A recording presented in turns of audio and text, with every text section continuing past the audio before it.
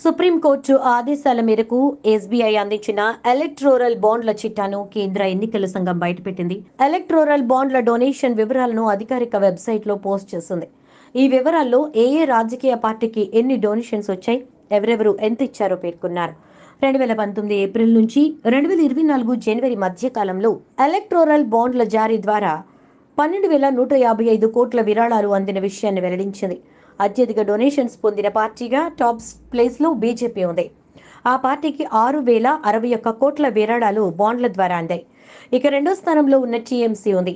1,610 కోట్ల విరాళాలు వచ్చాయి. థర్డ్ ప్లేస్ లో ఉన్న కాంగ్రెస్ కి 1,422 కోట్లు రాగా, నాలుగో స్థానంలో బీఆర్ఎస్ కి 1,300 కోట్లు వచ్చాయి. ఆ తర్వాత బిజు జనతాదళ్ కి 776 కోట్లు, డిఎంకే పార్టీకి 639 కోట్లు, వైసీపీకి 337 కోట్లు, టీడీపీకి 219 కోట్లు, జనసేనకు 21 కోట్లు, ఉద్ధవ్ శివసేనకు 158 కోట్లు, ఆర్జేడీకి 73 కోట్లు, ఆమ్ ఆద్మీకి 65 కోట్లు విరాళంగా అందాయి.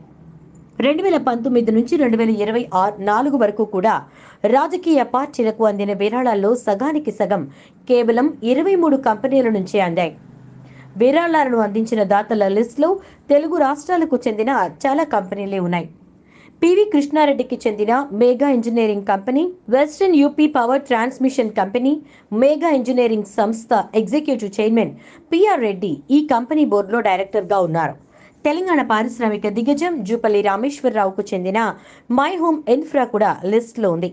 Aparna Farms and Estates, Doctor Reddy's Laboratories, MSN Pharmachem, MSN Laboratories దాతల లిస్టులో ఉన్నాయి. Natco Pharma, Bharat Biotech Limited, Telangana AP కేంద్రంగా పనిచేసే Varun Motors Private Limited chairman Vallurupalli Prabhu Kishore దాతల జాబితాలో ఉన్నారు. Shri Siddharth Infratech and Services, Ponugoti Hemender Rao అనే ఓ తెలుగు దాత పేరు ఈసీ విడుదల చేసిన జాబితాలో ఉంది. మార్చి 15లోగా ఈ వివరాలను వెబ్సైట్ ద్వారా ప్రజలకు తెలిసేలా చేయాలని నిర్దేశించింది. సుప్రీంకోర్టు చెప్పిన డేట్ కంటే ఒకరోజు ముందే ఆ ఆదేశాలు కేంద్ర ఎన్నికల సంఘం అమలు చేసింది.